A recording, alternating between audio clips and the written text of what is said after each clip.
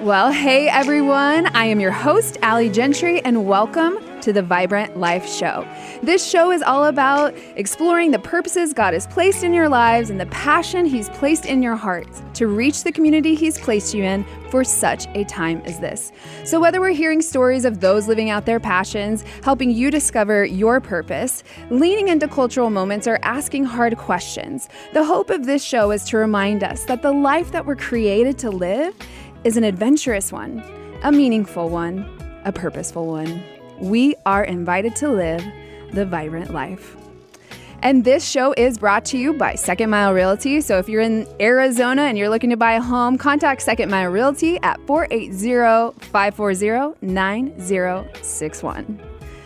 Well, we are in the studio once again today. We got round two with Reggie Hill. Yeah. He was here last week. My accent just came out. Yeah. Reggie Hill from Texas, y'all. Yeah. And but his beautiful fiance is in the studio with us now, Jade Crook, and we are going to be talking about dating. Now they are just engaged. Yeah. And I find that it's a great time to be talking about this because it's cuffing season, y'all, which if you don't know what that means is basically handcuffs, okay? Relationship status happens and changes during this season. It's going to be airing in November. This is holidays. We've got Thanksgiving. Prime time to find someone to go on awesome dates with, right? Yeah. All the fall dates. See the colors. Pumpkin patches, apple orchards, and like all yes. That, And you know, I find it interesting as a single person that a lot of times in the holidays we actually don't address the relationship piece of all of it, and it actually is a time where I actually personally feel I feel my singleness most during the holidays than even around Valentine's Day. Oh yeah. And so it's just so pronounced. Like you're not meaning, you don't even realize it, but you're like, oh, people are going to go to parties and do all these things. And so I just thought it would be awesome since you were in studio and you guys just got engaged, just to have you here and let's talk about dating, talk about singleness, talk about, you know what? Yes to marriage. Like now is the time to say yes to marriage. So that's what we're going to dive into today.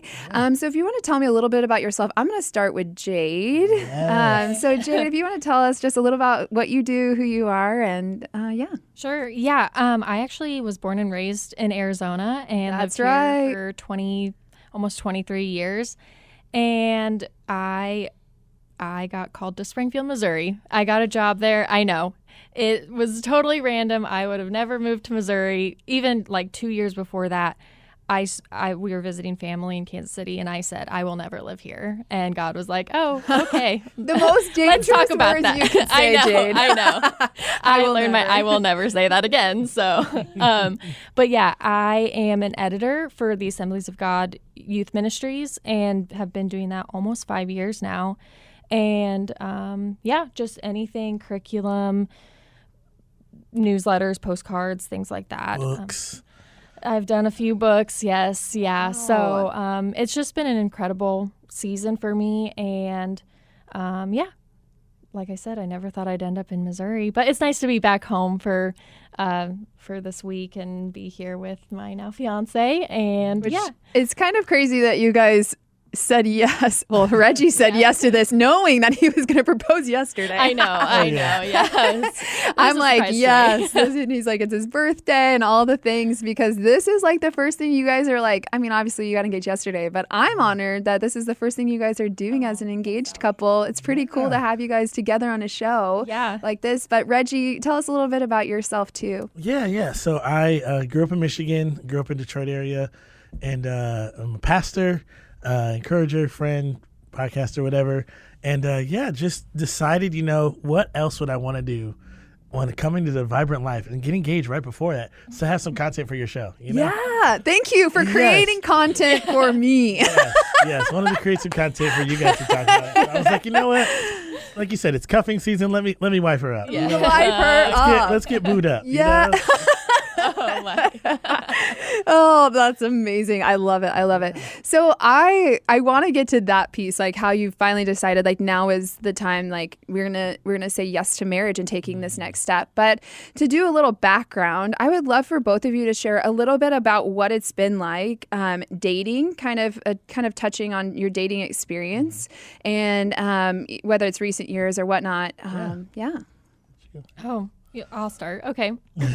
So I didn't date much growing up. My first boyfriend was my senior year of high school, and just it's hard. And I'm very introverted too, so that just adds another layer of difficulty to dating and things like that. So I am the same. I am an introvert, and everybody's like, just go out on a bunch of dates, and I'm like, I know. I'm like, that's my nightmare. But I want to stay at home and watch a movie.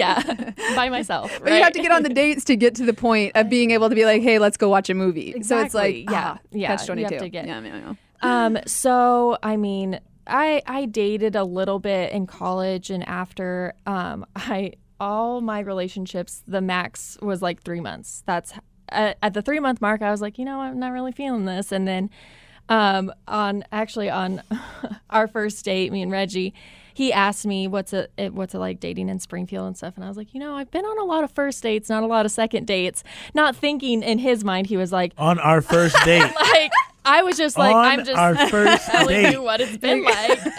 So I'm like, oh, okay. Well, in that case, I'm out. No, so, but we actually talked about this recently, and I was like, I feel like in my dating experience, like I have some discernment. So I knew after I would go out with a guy after the first date, I'm like, he's not the man I'm going to marry. And I have 2 sisters and then mom, so house full of girls. And they were always like, you can't know after the first date. And I'm like, okay, but I do. So like, I'm not going to waste our time. And every time they talked me into going on a second date, I was like, this is the worst decision I've ever made. Like, why am I doing this? And so, obviously unsuccessful dating experience until I met Reggie because nothing worked out. But it was all very short-term relationships. So 2 things. Sure. One, I'm going to make sure that my mom and sisters listen to this as well. To know that I'm not the only one. I'm like, you guys, I feel like I can tell. You can. And really they're like, can. Allie, you can't just write them off. I'm like, I think they're amazing. Yeah. However, I feel like you can know something, like at least enough. So I say, if I'm curious, then you keep going. It doesn't have to be like a yes, this is the person I'm going to marry. But if I'm like, I'm going to keep moving forward in that. So now I want to ask this, I guess my first question, but second point, how did you feel on that first date with Reggie that made you say yes to the second date when you don't normally? What was so perfect about me? You want to Let's hear this. I want to hear this. No, with Reggie, it was just very comfortable. Like the conversation just flowed. Obviously, he's very charming and charismatic person, and that's what kind of drew me to him initially. We had met a year before we ever went on a date, and so I remember seeing him, and in that moment, it wasn't like, I want to date him. It was just like, I want to be his friend, and he laughs when I say that, but I'm like, that was kind of the draw. I'm like, I want him to want to be my friend too. Yeah, that was the draw. I want him to want to be my friend. Yeah, that's what she said. I want him to want to be my friend. Yeah. That is the most introverted thing I've ever heard. I don't actually want to I don't want to make the effort to be his friend, but if he wants to be my friend, I'm all for it. That's such a good point. That's the most introverted. I mean, but it's true. And so, but yeah, that first date, and because I'm so introverted and I had been single for 25 years, it was just easier to be alone, to be independent. And so it was nerve-wracking. I was like, okay, I do like him, but that means I have to put forth the effort and I have to call him on the phone and I have to do all this stuff. And it was just, but I was curious, and because it was so comfortable and I felt like we had a lot in common, and I just was like, well, we'll just talk a little bit and kind of see where that. And I thought we've been long distance for over a year. Yeah. And real long distance, 555 miles. Yes. Yeah. Wow. So I kind of thought like, oh, if it doesn't work out, it's no harm, no foul type thing. But in that moment, I was like, well, let's do a FaceTime and let's see where it goes. And then here we are 13 months later. So it was worth the energy. It was. As an introvert, that was worth your energy output. Yes. And that's what you almost have to, I feel like that's how you can kind of tell. Yeah. Because you're like, okay, my energy is like, I hold it tightly. So if you're like interested, you're willing to give it. Yeah. And that's what they say. Like you make, like people are telling me all the time, Allie, you don't have time to date. You're doing all of this stuff. And I said, I don't have time to date. Yeah. But if I feel like it's the right thing, I'm going to make time. Sure. Right? You make time. Absolutely. For people that you're wanting to pursue. So I love that input for sure. Reggie, what was it like for you? You're dating up to this point, or singleness, either way. I was ugly in high school. So like it wasn't even like some people, you know, as a Christian, as a Christian, you know, you're like, man, I'm trying hard to stay pure. It was not hard for me to stay pure because no girl was interested in me at all. Okay, they were like, yeah, go over there in the corner. No, I was always very nice and charming, but I was like just awkward and just weird until about like junior year of high school. Then I remember I was in the back of English class. I had a shirt on. It was like a t-shirt. And the girl sitting next to me was like, your arms look really nice in that shirt. And I was like, yes. It's go time, boys. Go time. And so, yeah. And then that was pretty much like just started dating girls, talking to girls. And I wouldn't say I was like, because I was still a Jesus follower. So I wasn't like a player, but like I liked hanging out with ladies. And so I'd go out with girls here and there and dated a few and had girlfriends all the time and didn't work out, and I say, okay, like you can still be friends, high five, all right, see you later. Yeah. And then I'd been in a couple serious relationships later on and just didn't work out, and that's okay. And then it was about a year after that we met and started talking. And I like to tell this story, but she doesn't like me telling the story. Oh gosh. You know what I'm Just tell it. So how we like initially got reconnected, we started talking. A friend of mine went down to work with her in the same office, and so I was going to visit him and was like, hey, you know, and I just said, hey, I'm going to be in your city in a couple weeks, and she knows I'm a coffee drinker, kind of coffee connoisseur, and was like, hey, here's some coffee shops you should check out in Springfield. And I was like, oh, thanks so much. And then she puts in like the little additive, and if you get bored with your friend John, let me know. And so I was like, well, I'm already bored. Like, which I don't need reading to see that. I was bored immediately. Yeah, what are we doing? I was like, I don't need to see him. I know what his face looked like. What you trying to do, girl? Trying to get some coffee. And so we went and got coffee at both of those shops, and we thought it was going to be like a couple hours, and it ended up being 4 hours. We were at that first coffee date, and it just, like she said, it was just easy. And I just kept wanting to talk to her and kept wanting to see more and more of who she was and just the calm spirit she had. And the thing that, you know, drew me to her, I always tell people, is just like she was just very classy, right? Like in a day and age like where girls are, you know, whatever, all things. I thought she was, you know, the song, was it the TKO song, Baby You're Classic? Yeah. You're so classic. Yeah. I was like, she's just classy in every way, and how she carries herself, how she dresses. She's not like, you know, homely looking, but she carries herself really well. Thank you. She dresses nice. Yeah. And she just had this calming spirit about her, and I was like, I need that. Like, knowing who I am, knowing the 96% extrovert that I am, I probably need a little introvert to reel me in a little bit. Right. And it's just been a great ride. So. Right. And I can see that how you guys balance each other out in that exact sense. Because like you are just the extrovert, like let's do it. And then how you're just like that calming sense in I mean, we just met, but I can feel that. Like, I really sense that from you. And I love just to see I actually want to just speak out like the anointing that I feel on your relationship and how God's already using it to encourage other people. And that's why I'm grateful that you guys are on the show today, because you are really serving the community around you and pouring into the next generation, running in both of your lanes, but also pursuing God and doing it together. And he's going to honor all of that. And I just want to like speak that. And I just want to thank you guys for being on the show. And if you are just joining us, this is the Vibrant Life Show, and I'm here with Reggie Hill and Jade Crook. That's okay. Soon to be. I was already thinking soon to be Jade Hill, which is incredible. I don't know when that might be. We don't need to spill details unless you want to. Okay, unless you want to. But I'm just so grateful because we're just talking about this season, especially around the holidays, where I mean, relationships are just highlighted. And so either certain relationships, I think, if you're in a relationship, sometimes it puts more pressure on your relationship.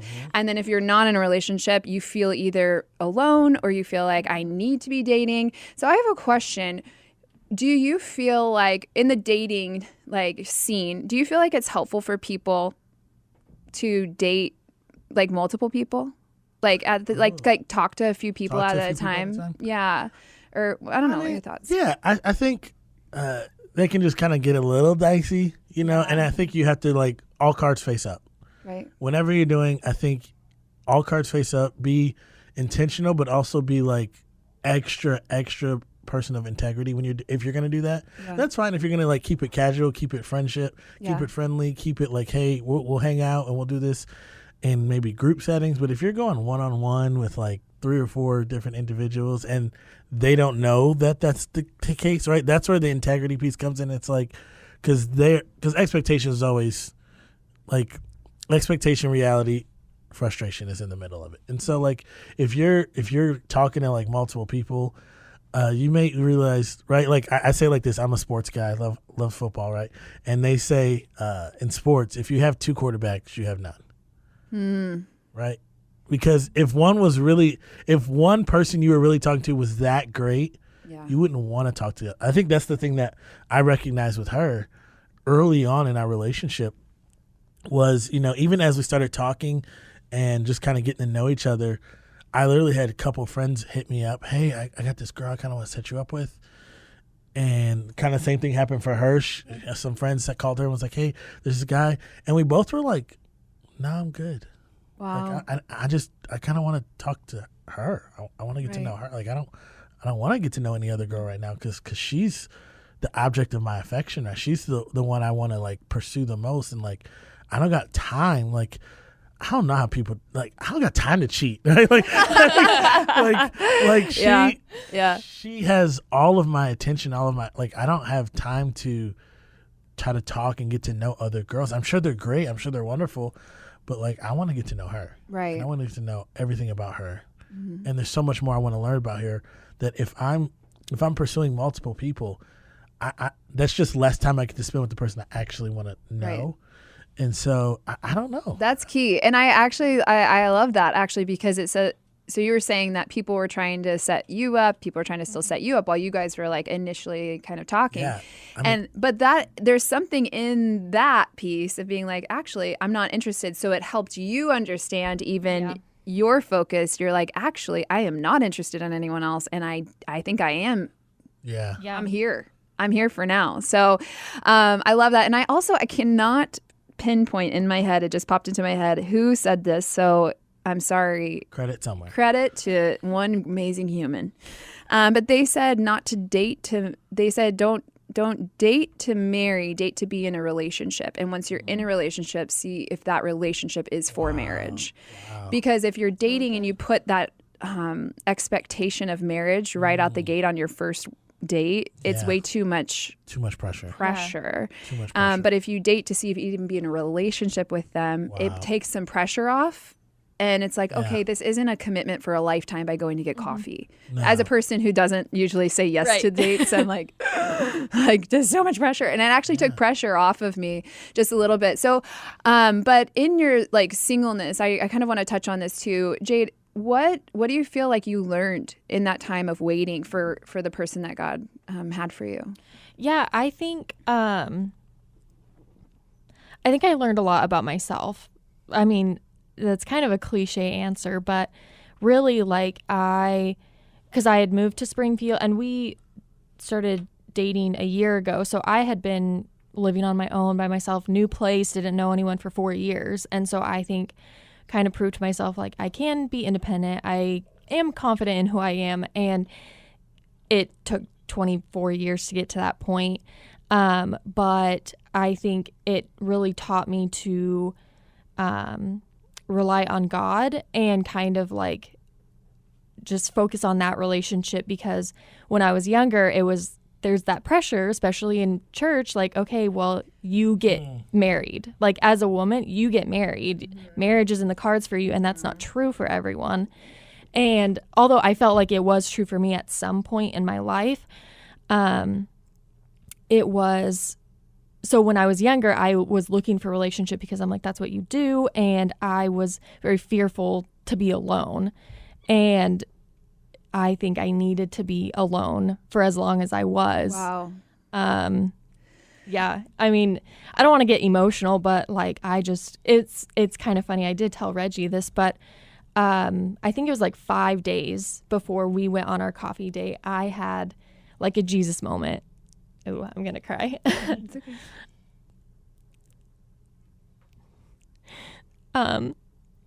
Where I just had to really,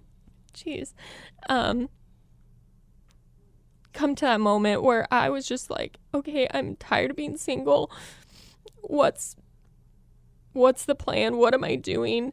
And it was probably about 2 hours where I just like sat in my room and I just like stared at a white wall and I was like praying and reading scripture and stuff. And I just came to this moment where I was like, okay, God, I can be single and I'll be happy with that. If that's what you have planned for me, like, I'm going to be okay. And then 5 days later, which I had a friend who told me the same thing. She's like, it was like a week before she met her now husband, where she had a very similar experience where she's like, I just had to be okay with being single.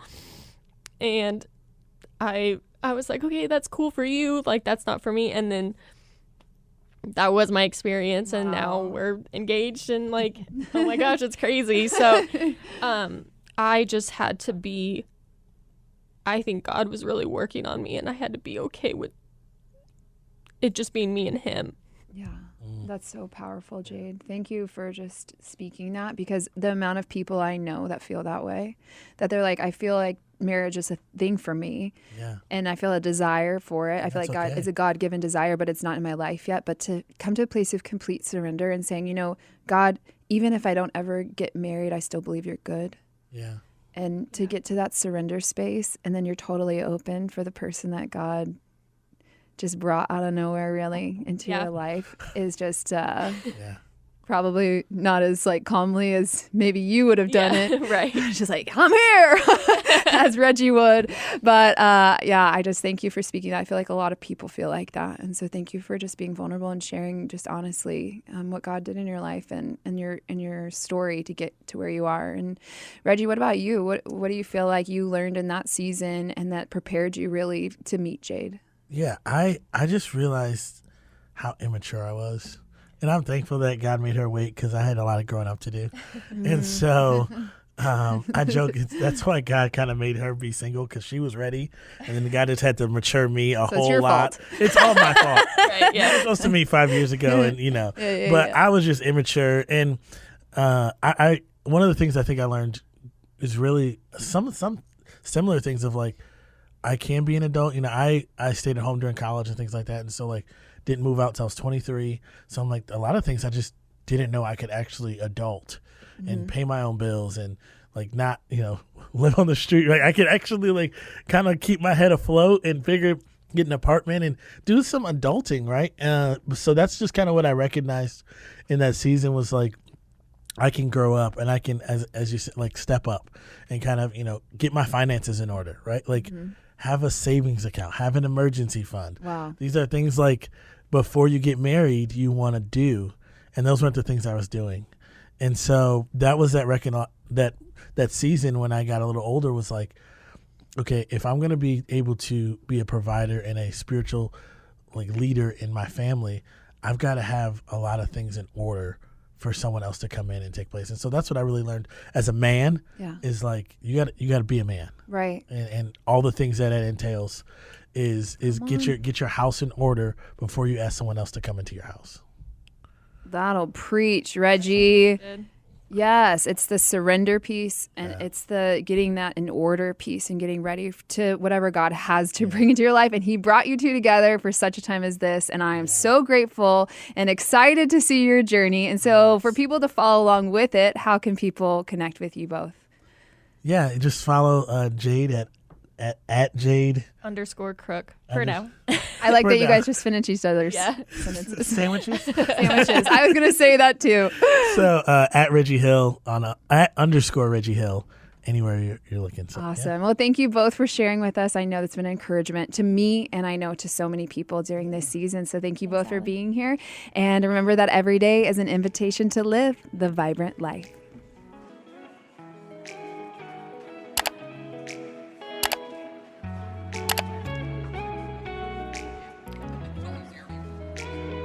Thank you for joining me on the Vibrant Life Show. I would love to connect with you and get to know you. My favorite place to hang out is over on Instagram at ali.gentry or over on Facebook. You can also go to my website, aligentry.com. That's ALIGENTRY.com. Sign up for my newsletter to stay up to date and get links to the show on all platforms after we air, the show's YouTube channel, and really just all the things. I am so honored to get to hang out with you today. My heart is that you remember that each day is an invitation to live the vibrant life.